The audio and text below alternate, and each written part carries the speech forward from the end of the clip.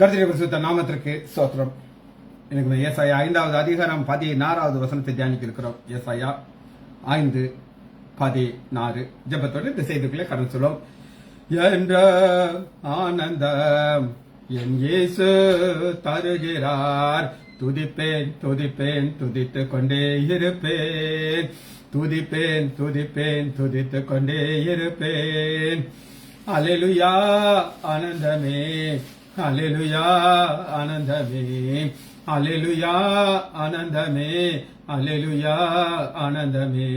வானாதர் மறைவில் வாழவர் நிழலில் என்றும் தங்கவேன், வானாதர் மறைவில் வாழவர் நிழலில் என்றும் தங்கவேன். தேவனை நோக்கி அடைக்கல பாறை என்றே சொல்லுவேன், தேவனை நோக்கி அடைக்கல பாறை என்றே சொல்லுவேன். அல்லேலூயா ஆனந்தமே, அல்லேலூயா ஆனந்தமே. தமது சிறகால் என்னை மூடி காத்து நடத்துவார், தமது சிறகால் என்னை மூடி காத்து நடத்துவார். அவரது வசனம் ஆவியின் பட்டயம் எனது கேடகம், அவரது வசனம் ஆவியின் பட்டயம் எனது கேடகம். அல்லேலூயா ஆனந்தமே, அல்லேலூயா ஆனந்தமே, அல்லேலூயா ஆனந்தமே, அல்லேலூயா ஆனந்தமே. தேவனை சார்ந்து வாழ்கின்ற எனக்கு என்ற விடுதலை, தேவனை சார்ந்து வாழ்கின்ற எனக்கு என்ற விடுதலை. அவரது நாமம் அறிந்த எனக்கு அவரே அடைக்கலம், அவரது நாமம் அறிந்த எனக்கு அவரே அடைக்கலம். அல்லேலூயா ஆனந்தமே, அல்லேலூயா ஆனந்தமே. இரவின் பயங்கரம் பகலின் அம்பு எதற்கும் பயமில்லை, இரவின் பயங்கரம் பகலின் அம்பு எதற்கும் பயமில்லை. வானத தேவன் எனது அடைக்கலம் தங்கம் உறைவிடாம், வானத தேவன் எனது அடைக்கலம் தங்கம் உறைவிடாம்.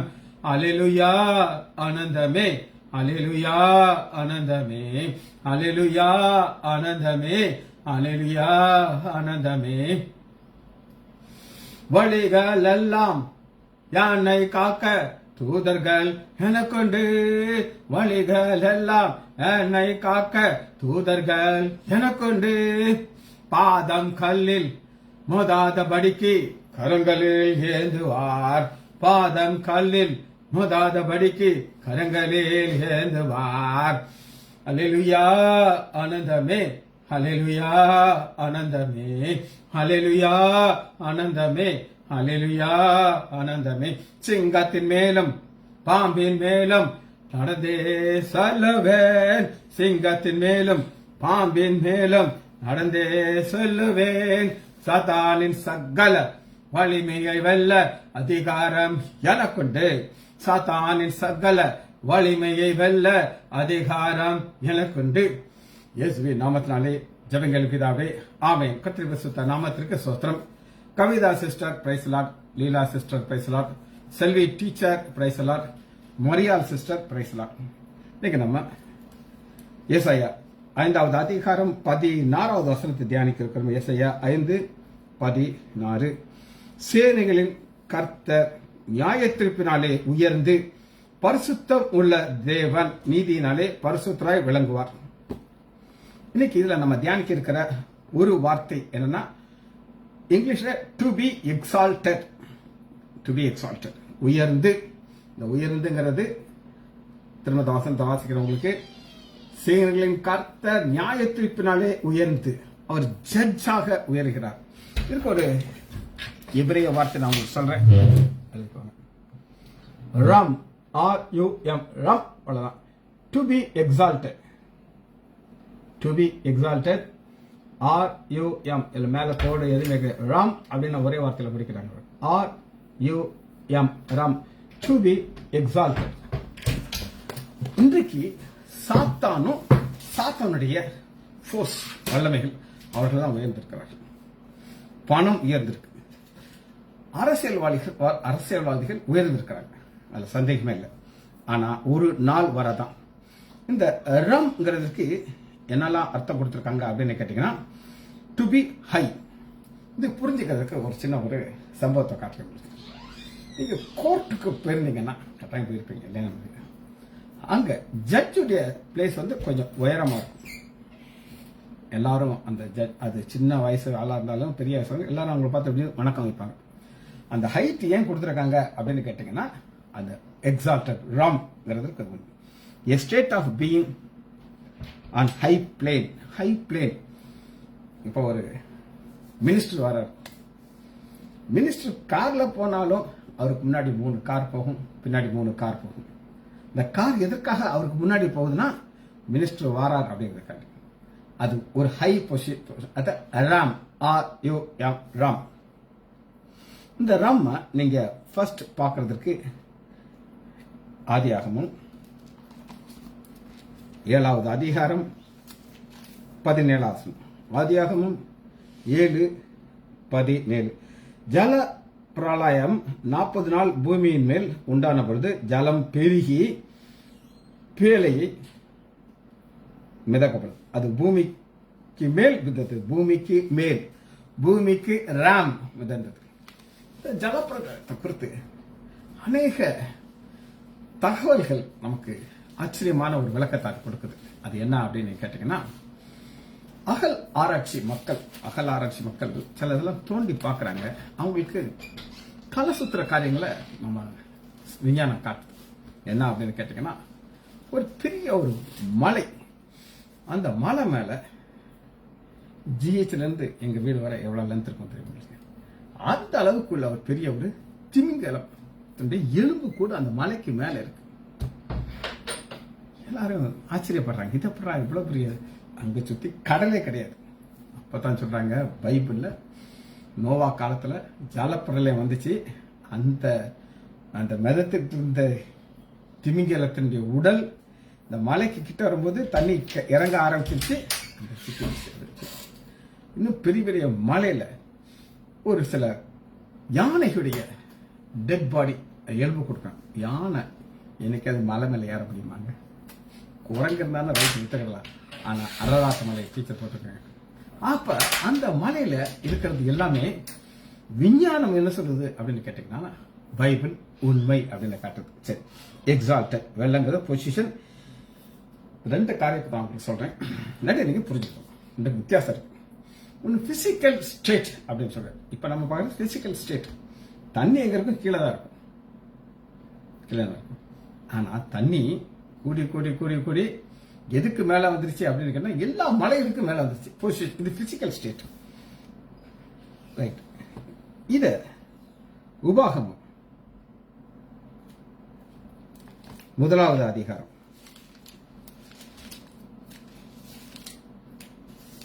17வது. உபாகமம் 1:28.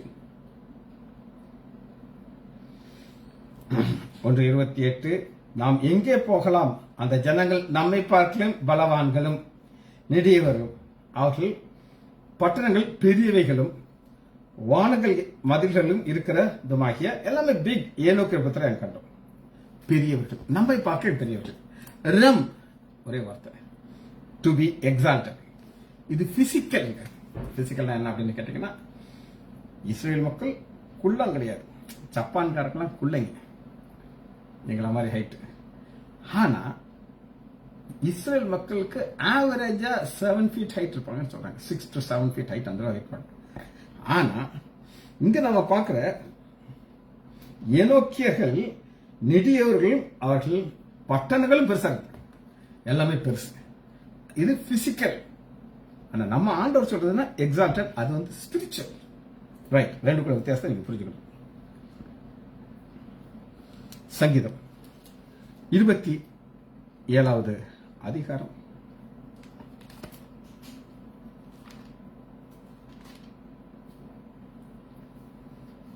5வது வசனம். 27:5.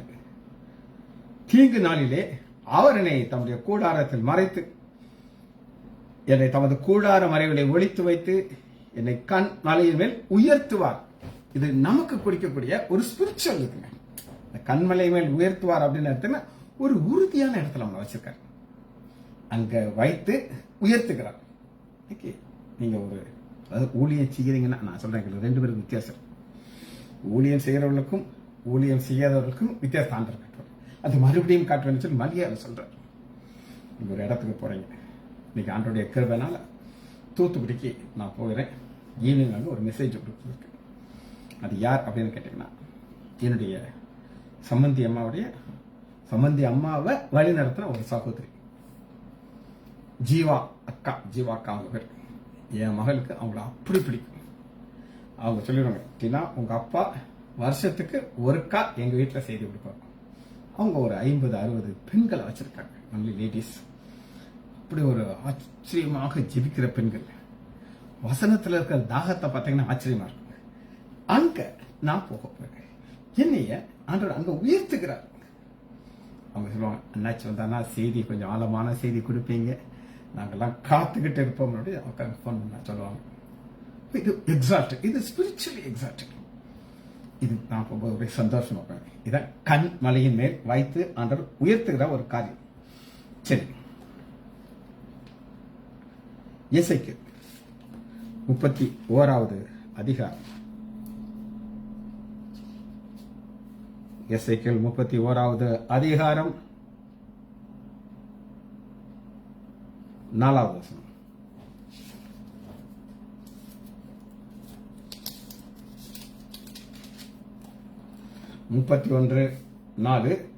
தண்ணீர்கள் அதை பெரியதும் ஆழம் அதை உயர்த்தியும் ஆக்கின. அப்ப தண்ணீர்ங்கிறது என்ன அப்படின்னு கேட்டா ஜனங்கள். எப்பவுமே வசனத்துடைய அர்த்தம் உங்களுக்கு புரியும். தண்ணீர்ங்கிறது ஜனங்கள் இப்பத்துல இருக்கு. அதன் ஆறுகள் அதன் அடிமரத்தை சுற்றிலும் ஓடின, தன் நீர்க்கால்களை வெளியிலே விருட்சங்களை எல்லாம் பாய விட்டது. இந்த உயர்த்துங்கிறது என்னதுன்னா இது ஒரு சீக்கிரட்டான வழியில அதை சொல்ற ஒரு வார்த்தை, ஓமையாக சொல்ற வார்த்தை. நீங்க அதை புரிஞ்சுக்கணும். இப்ப இன்னொரு வார்த்தை நான் உங்களுக்கு சொல்றேன், கடால்.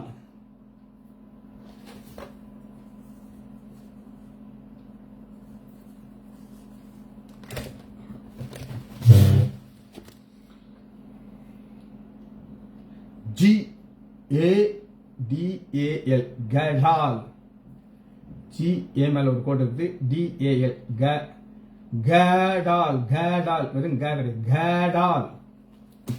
கேடால் அப்படின்னா என்னன்னு நம்ம பார்க்க இருக்கிறோம். கேடாலுக்கு லார்ஜர், பிக்கர். நம்ம பார்த்தோம் உபாகமம் 1வது அதிகாரம் 28வது வசனத்துல,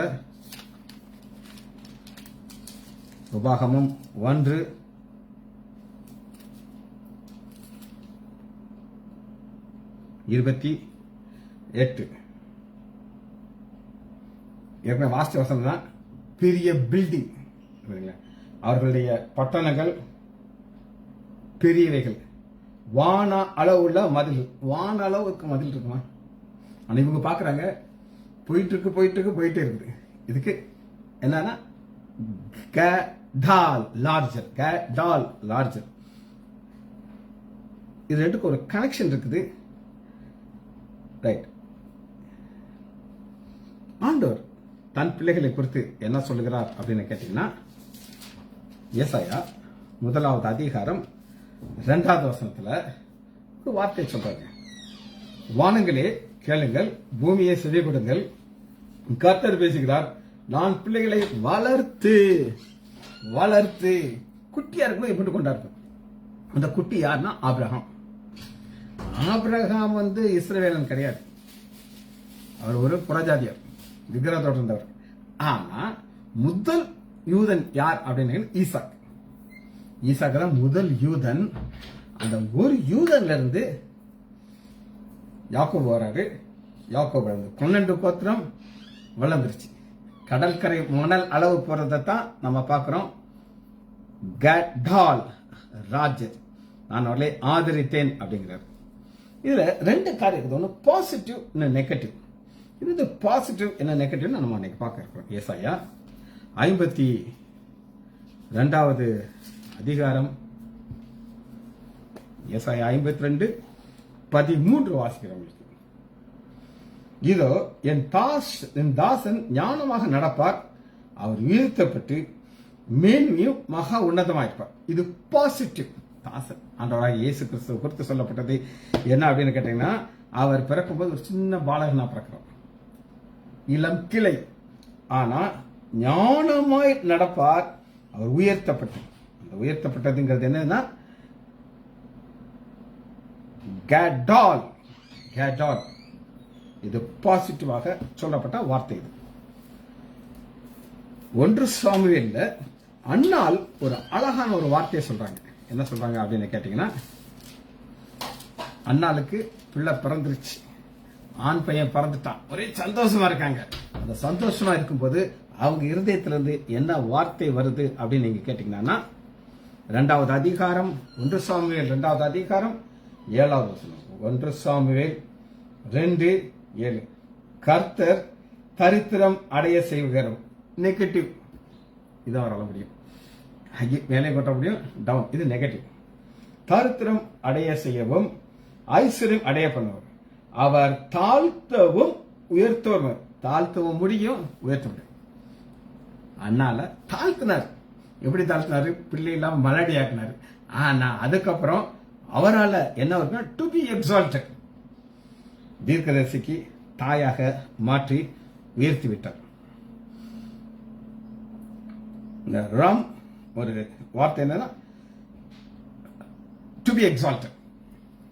பொதுவாக ஸ்பெசிபிக்கா வரும்போது நீங்க போட்டுக்கிற வார்த்தை என்னன்னா, ஒரு இந்த கேல் ஸ்பெசிபிக். ஆதியாகமம் 39வது அதிகாரம் 14. 39:14. அவன் தன் வீட்டு மனிதரை கூப்பிட்டு பார்த்துங்கள், இவரே மனுஷன் நம்மிடத்தில் சரசம் பண்ணும்படிக்கு நமக்கு வருவார்கள், அவன் என்னோடு சயனிக்கும்படி வந்தான். நான் மிகுந்த சத்தமிட்டு கூப்பிட்டேன். மிகுந்த சத்தம் அக்கா போய் சொல்றா. ஆனா அந்த வார்த்தை வந்து ராம், மிகுந்த சத்தம். சத்தத்தை கூட்டுறான், மிகுந்த சத்தம், ராம். போர்த்திபாருடைய மனைவியுடைய ஸ்டேட்மெண்ட். சரி, உபாகமம் 27வது அதிகாரம்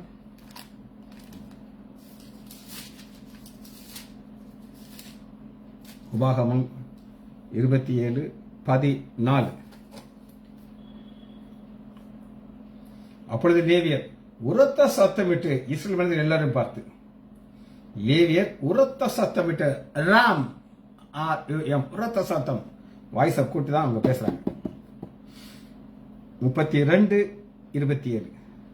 உபாகமம் 32:27. நான் சத்துருவின் குரோதத்திற்கு அஞ்சாததினாலே நான் அவர்களை முக்குமுளை சிதறடித்து மனிதர்களுக்குள் அந்த பெயர் அற்று. இது நெகட்டிவ். பாசிட்டிவ்ல நெகட்டிவ். ஒன்னும் இல்லாம ஆக்குவேன். உயர்த்தவே என்னால முடியும், தாழ்த்தவே என்னால முடியும். 1 ராஜாக்கள் 11வது அதிகாரம்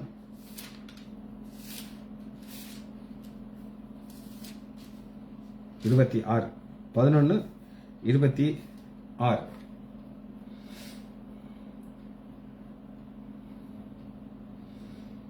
நேபாத்தின் குமாரன் எரோபியாம் என்னும் சாலோமனின் ஊழியக்காரனும் ராஜாவுக்கு விரோதமாக கையெடுத்தான். கையெடுத்தான் நான் அர்த்தம், மேல போறார், கையெடுத்து மேல. இத ராம் RUM மேல போகிறார். 1 சாமுவேல் 2வது அதிகாரம் 1 வசனத்துல ஜெய துணியோடு அது மேல போறதை நீங்க பார்க்கலாம். 1 சாமுவேல் 2வது அதிகாரம் 1 வசனம். அப்பொழுது அன்னாள் ஜெபம் பண்ணி, என் இருதயம் கர்த்தருக்குள் களி கூறுகிறது, என் கொம்பு கர்த்தருக்குள் உயர்ந்திருக்கிறது. இந்த கர்த்தருக்குள் உயர்ந்திருக்கிறது ஆவிக்குரிய ஆசை.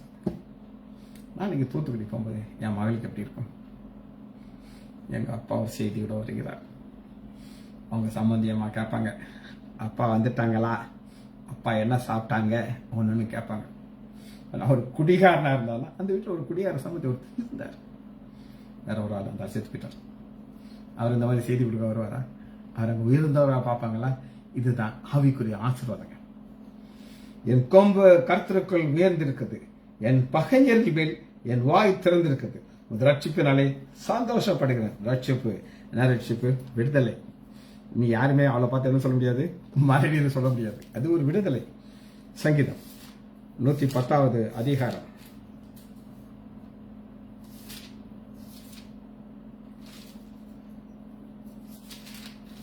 சங்கீதம் 110 கடைசி வசனம் பாருங்க.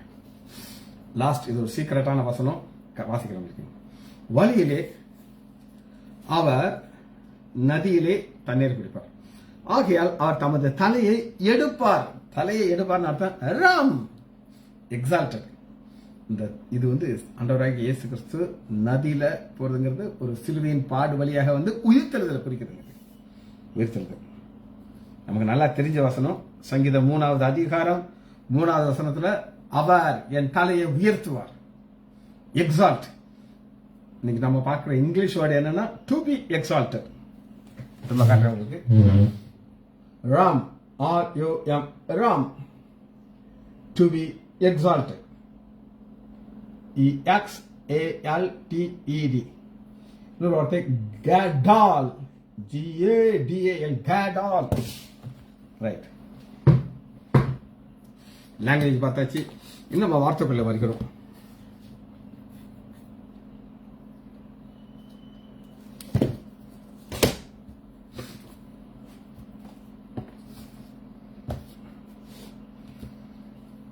இதனுடைய ஆண்டவர் ஏன் உயர்த்துகிறார் காரணம் பார்த்தா காட்டுறோம். ஏசாயா 12வது அதிகாரம் 4வது. ஏசாயா 12:4. அக்காலத்திலே நீங்கள் சொல்லுங்கள், கர்த்தரை துதியுங்கள். நீங்கள் சொல்லுவது என்ன சொல்ல? கர்த்தரை துதியுங்கள், அவர் நாமத்தை தொழுது கொள்ளுங்கள், அவருடைய செய்கைகளை ஜனங்களுக்குள் அறிவியுங்கள், அவருடைய நாமம் உயர்ந்தது என்று பிரஸ்தாபப்படுத்துங்க. நாமம் உயர்ந்தது என்று பிரஸ்தாபப்படுத்துங்க. நம்ம ஆண்டவருக்கு செய்ய வேண்டிய காரியம், என் ஆண்டவர் பெரியவர், ராம், எக்ஸால்ட் பண்ண நம்ம செய்யணும், வேற யார் செய்யணும்? சரி, இது முதலாக நம்ம ஏன் அவர் நாமம் உயர்த்தப்பட்டிருக்குது, நாம் அதை உயர்த்துறது நம்முடைய கடமை. 1 நாளாகமம் 29வது அதிகாரம் 11வது. 1 நாளாகமம் 29:11.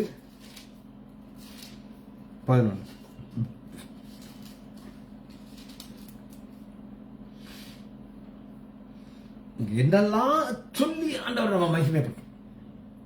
இந்த நாமத்தை உயர்த்துறது நம்முடைய கடமை, வேலை. கர்த்தாவே, மாட்சிமையும் வல்லமையும் மகிமையும் ஜெயமும் மகத்துவமும் உம்முடையவைகள். அவர் தான் என்ன செய்யணும்? ஜெயத்தை நமக்கு கொடுக்கணும். ஆனா கர்த்தருடைய நாமம் உயர்ந்திருக்கிறது நம்ம சொல்லி உயர்த்த உயர்த்த உயர்த்த அவர் நம்மை ஆசீர்வதிக்கிறார். சரி, வானத்திலும் பூமியிலும் உம்முடையவைகள் கர்த்தாவே, ராஜ்யமும் உம்முடையது, தேவரீர் எல்லோருக்கும் தலைவராய் உயர்ந்திருக்கிறீர். ராம், உயர்ந்திருக்கிறீர்.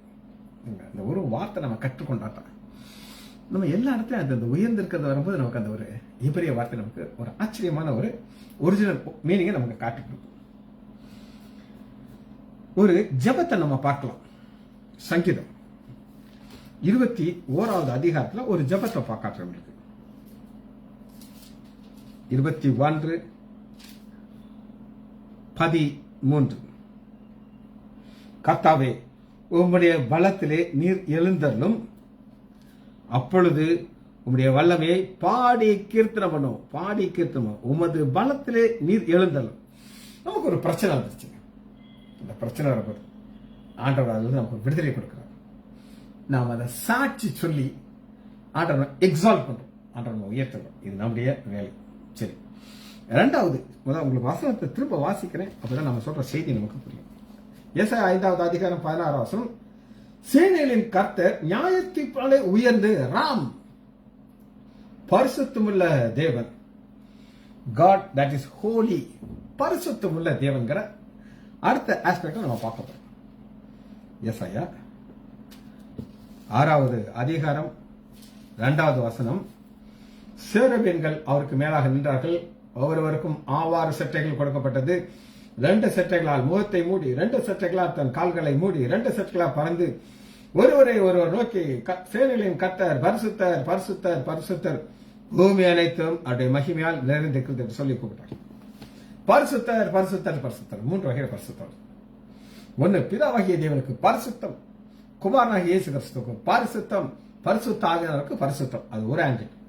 2வது, நம்முடைய ஆவி நம்மளை பார்த்து பரிசுத்தம்னு சொல்லணும், ஆத்துமால இருந்து பரிசுத்தம் வரணும், சரீரம் பரிசுத்தம். 3 சேர்ந்துதான் அவரை பரிசுத்தர் பரிசுத்தர் பரிசுத்தர் என்று அவரை நம்ம துதித்துக் கொண்டே இருக்கிறோம்.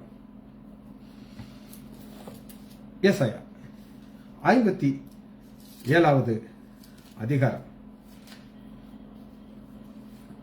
அவருடைய இன்னொரு குணாதிசயம் தான் நம்ம பார்க்கிறோம்.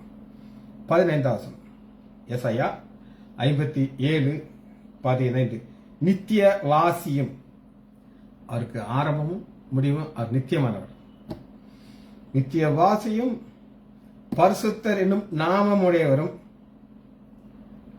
மகத்துவமும் உன்னதம் உள்ளவர் சொல்லுகிறது. இதெல்லாமே ஆண்டவருடைய அட்ரிபியூட்ஸ் அப்படின்ற தன்மைகள். உன்னதத்திலும் பரிசுத்த ஸ்தலத்திலும் வாசம் பண்ணுகிற நான், அவர் பேசுகிறார். நான்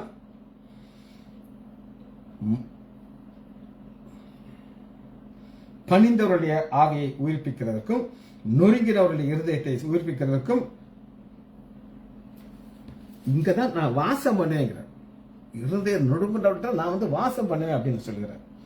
அந்த பரிசுத்தத்தின் தேவனை இன்னும் எப்படி நம்ம ஆழமாக பார்க்கலாம் அப்படின்னு கேட்டீங்கன்னா, வெளிப்படுத்துதல் வாங்க நம்ம பார்ப்போம்.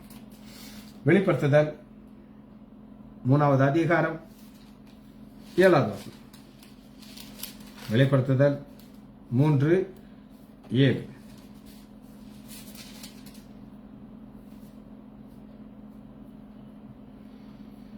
பிலதெல்பியா சபைக்கு தூதருக்கு எழுத வேண்டியது என்னவென்றால், பரிசுத்தம் உள்ளவரோ சத்தியம் உள்ளவரும், பரிசுத்தம் உள்ளவரும் சத்தியம் உள்ளவரும். அவர் நம்ம பரிசுத்தத்துக்கு ஒரு முயற்சி பண்றாங்க. பரிசுத்தவான்கள் இன்னும் பரிசுத்தவான்கள் கிடையாது, ஆனா அவர் முழுமையாக பரிசுத்தர். அதான் நம்ம அது அவருடைய குணாதிசயத்தை பார்க்கிறோம். பரிசுத்தம். 4வது அதிகாரம் 8வது வசனம். வெளிப்படுத்துதல் 4:8.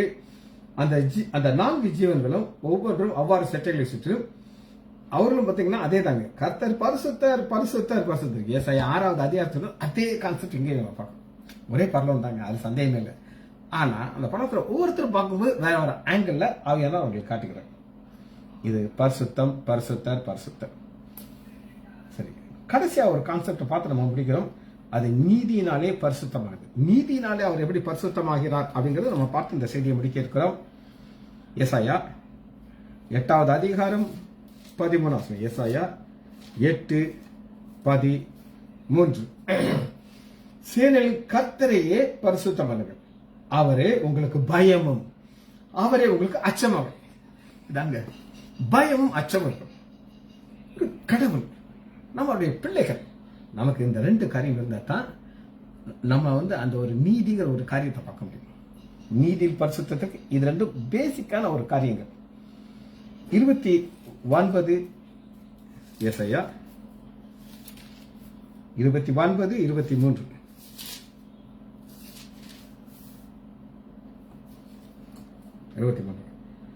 அவன் என் கரங்களின் செய்கையாகிய என் பிள்ளைகள் நடுவிலே காணும்பொழுது என் நாமத்தை பரிசுத்தப்படுத்துவான், யாக்கோபின் பரிசுத்தரை அவர்கள் பரிசுத்தப்படுத்தி இஸ்ரவேல் தேவனுக்கு பயப்படுவார்கள். இதாங்க கான்செப்ட். இதே தான் 2% காட்டுறேன். 2 எனக்கு ஒரே ஒண்ணுதான், நம்ம தேவன் மேல நமக்கு ஒரு பயம் இருக்கும். 2 வகையான பயம். ஒன்னு தகப்பன்கிற ஒரு பயம். என் தகப்பனார் அவர், பா பிதாவே ஆனா அதே நேரத்துல இன்னொரு ஆங்கிள் அவர் என்னுடைய நியாயாதிபதி, ஜட்ஜ். ஒரு நாள் எனக்கு ஜட்ஜ்மெண்ட் சீட்ல அவர் உட்கார்ந்துருப்பார். அன்னைக்கு நான் அவருக்கு பயத்தோடு வாழ வேண்டும். ஜெபிச்சு முடிப்போமா? மகா இரக்கமும் கிருபையுமுள்ள பிதாவே, உம்மை துதிக்கிறோம் ஐயா. நீரே உயர்ந்திருக்கிற தேவனா இருக்க ராம்ங்கிற ஒரு வார்த்தை நாங்கள் கற்றுக்கொண்டோம் ஐயா. நன்றி நன்றி நன்றி. ஆவியானவரே, பரத்திலிருந்து கொடுத்தாலுடைய ஒருவனை ஒன்றை பெற்றுக்கொள்ள முடியாது என்று வேதம் திட்டமாக சொல்லுகிறாச்சா. பிள்ளைய ஆசீர்வாதத்தை நீர் எங்களுக்கு தந்ததுக்காக நன்றி. பிள்ளைகள் ஒவ்வொருவரையும் யான் ஆண்டவராகிய இயேசு கிறிஸ்துவின் நாமத்தினாலே ஆசீர்வதிக்கிறேன். இயேசுவின் நாமத்தினால் ஜெபங்களை பிதாவே. ஆமேன் ஆமேன் ஆமேன்.